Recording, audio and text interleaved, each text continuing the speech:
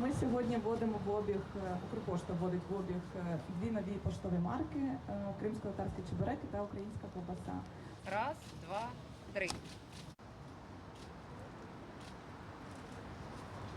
Сьогодні випускаємо дві марки в серії «Національна страва України». Як знаєте, марка – це символ України, а коли люди приїжджають, вони бачать нашу красиву країну, і дійсно їжа, наша українська кухня – це одне із символів країни.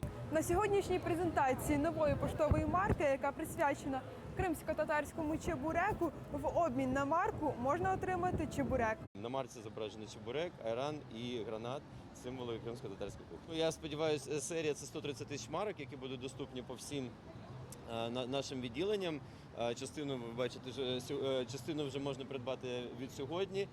Сьогодні дійсно ексклюзивна серія з чебуреками. А коли відбуваються такі події, коли люди бачать реальних людей, от наших партнерів за цими марками, за цими подіями, за кримсько-татарську кухню, це стоїть ближче до серця, і це, мені здається, найкращий шлях передати і єдність країни, і те, що наша країна така різноманітна, цікава і дуже вкусна. Во-первых, приготовленный правильный чебурек только лишь может быть крымскими татарами, потому что это испокон веков передается, и в этом очень есть большая история в этом чебуреке. В первую очередь отличие и особенность в тесте, то есть правильно, пропорционально выбрать пропорции соли, воды и так далее, да, то есть там секретных ингредиентов, да, скажем так. Это один момент. Второй момент – это фарш, да, это фарш, который нужно тоже сбалансировать с луком,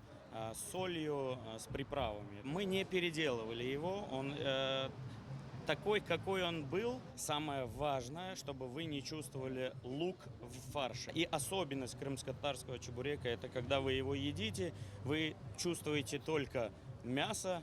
Это настоящая марка, посвященная крымским татарам, и настоящий традиционный чебурек. Это марка в поддержку крымско-татарского народа, такой прорыв даже вот в такой області. З цією маркою відправляється внутрішнє відправлення, там, з Києва у Львів, наприклад. Крим ми вважаємо наша територія внутрішня, тому ми вважаємо, що ці марки повинні там працювати, і я думаю, що ми дійсно зробимо все, щоб вони тоді потрапили. Анастасія Терещук, Максим Терещенко. Новини на Суспільному. Крим.